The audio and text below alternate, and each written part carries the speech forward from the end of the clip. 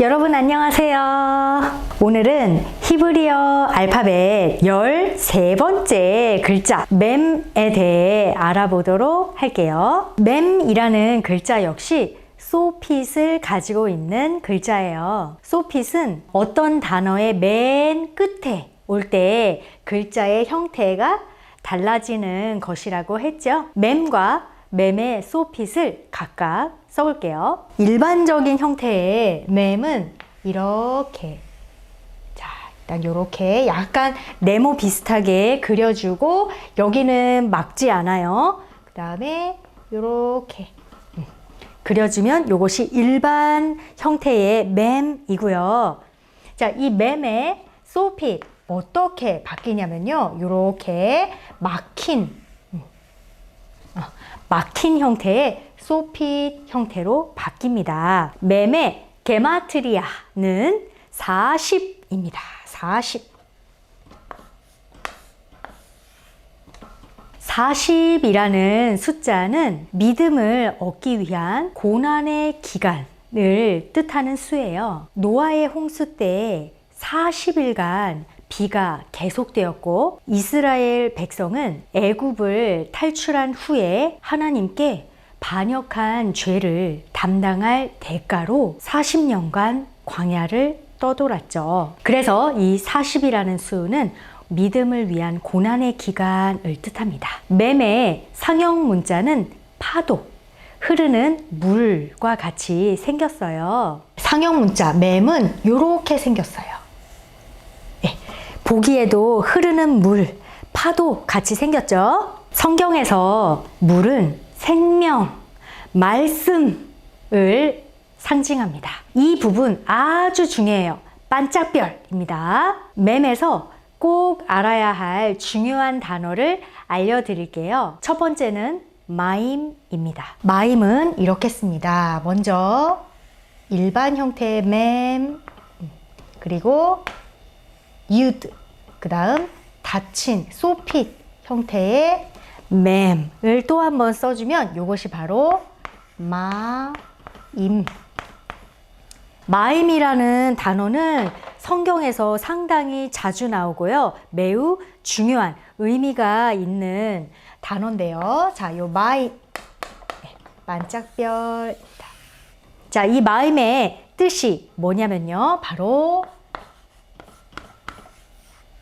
물이라는 뜻이 있습니다. 예레미야 2장 13절을 살펴볼게요. 내 백성이 두 가지 악을 행하였나니 곧 그들이 생수의 근원되는 나를 버린 것과 스스로 웅덩이를 판 것인데 그것은 그 물을 가두지 못할 터진 웅덩이들이니라. 생수의 근원, 물의 근원은 하나님이라고 말씀하고 계시죠. 여러분 그거 아세요? 사람은 물 없이 2주 이상을 살 수 없다고 해요. 물은 생명을 상징하고 생수의 근원은 예수님이세요. 요한복음 4장 14절을 한번 살펴볼까요? 내가 주는 물을 마시는 자는 영원히 목마르지 아니하리니 내가 주는 물은 그 속에서 영생하도록 솟아나는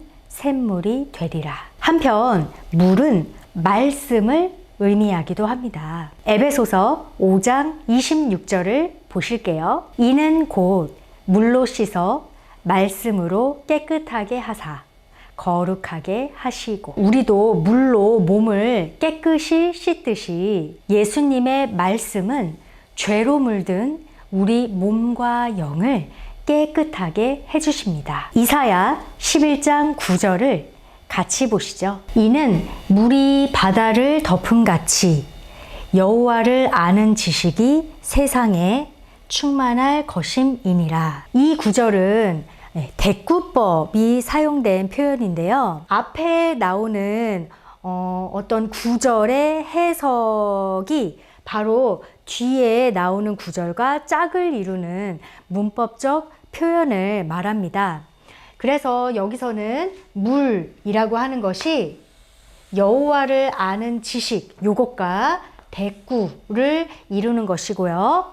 바다는 뒤에 나오는 세상과 대꾸를 이루고 있어요. 그런데 여러분, 이 물이라고 하는 것은 우리 마임 배우고 있었죠. 자, 이 물은 마임이고요. 다음 바다는 얌입니다. 그래서 유두와 맴으로 이루어져 있죠. 지금 보시면 물과 바다가 요 맴이라는 글자 하나 차이네요. 이 물이라고 하는 것은 사실 말씀을 의미한다고 했어요. 자, 그리고 바다는 이 구절로 봐서 세상에 해당이 됩니다. 즉, 여기서는 물과 바다가 서로 반대되는 대조되는 그러한 표현으로 쓰이고 있는 것이죠. 창세기 1장 7절을 보시면 하나님이 궁창을 만드신 후에 그 궁창을 궁창 위의 물과 궁창 아래의 물로 나누셨어요. 궁창 위의 물은요, 하나님의 보좌로부터 나오는 말씀, 하나님의 보좌, 위로부터 내려오는 말씀을 의미하고요. 궁창 아래의 물, 이것은 세상적 지식 또는 육적인 지식을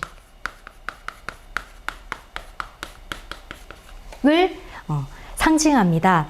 따라서 이 세상적 육적인 지식, 자, 요것이 요 세상과 또 연관이 되죠. 그래서 궁창 아래의 물은 여기 바다, 그리고 궁창 위의 물, 요 말씀, 그죠? 요 말씀, 이렇게 대응이 된다고 볼 수 있겠습니다. 이 바다라고 하는 성경적 표현은 세상 지식으로 오염된 물, 새 속에 물든 교회를 상징하는 것입니다. 요한계시록 13장 1절에 보면요, 내가 보니 바다에서 한 짐승이 나오는데 뿔이 10이요 머리가 7이라. 그 뿔에는 10 왕관이 있고 그 머리들에는 신성 모독하는 이름들이 있더라. 바다는 하나님의 반대하는 짐승이 있는 곳, 계시록에 자주 등장하는 바벨론, 죽음과 사망을 상징하는 표현인 것입니다. 이제 다시 이사야 11장 9절로 돌아와 볼게요. 대꾸법의 문학적 구조로 이 구절을 풀이해 보겠습니다. 물이 바다를 덮는다는 표현은 세상의 비진리와 거짓을 하나님의 말씀으로 덮어버리는 것을 형상화, 그림으로 표현한 것입니다. 이제 맴과 관련된 두 번째 단어 마샬을 알아보도록 해요. 창세기 1장 16에서 18절과 37장 9에서 10절을 같이 두고 비교해 볼게요. 두 구절은 묘하게 대응이 되죠. 자, 여기서 해와 달과 11별. 자, 요것은 뒤에 역시나 대꾸법, 야곱이 이야기한 대로 야곱과 그의 아내와 형제들, 즉 야곱의 가족들을 의미합니다. 창세기 1장 16절에서 18절을 보면은 하나님이 두 큰 광명체를 지으셨죠. 그리고 큰 광명체로 낮을 주관하게 하시고 작은 광명체로 밤을 주관하게 하시며 또 별들을 만드시고, 자, 보시면 큰 광명체는 해, 작은 광명체는 달, 그리고 별들, 11별, 이렇게 묘하게 대응이 되고 있어요. 여기에서 지금 주관하게 하시고에서 요 주관하게, 주관하다, 요 단어가 바로 마샬입니다. 그래서 마샬은 주관하다, 즉 다시 말해 다스리다, 라는 뜻이 있습니다. 조금만 더 깊게 해석을 해보면 해와 달과 11별, 자, 요것은 야곱의 가족, 즉 더 이제 확장돼서 이야기하면 야곱으로부터 이스라엘 민족이 어찌 보면 더 많아졌죠. 형성되게 됐죠. 그래서 이스라엘 백성을 의미합니다. 여기에서 이 해와 달과 별들은 하나님의 빛, 이것이 없으면 어둠을 밝게 비출 수가 없죠. 결론적으로 이야기하면 이스라엘 백성들은 하나님의 빛, 즉 하나님의 말씀으로 이 세상을 다스려야 한다라는 뜻으로 해석할 수 있겠습니다. 그럼 오늘 배운 내용의 질문에 답해 보세요. 맴의 상형 문자는 무엇인가요? 물을 뜻하는 단어 마임은 어떤 속뜻을 지니고 있나요? 마샬의 표면적인 뜻과 속뜻을 모두 설명해 보세요.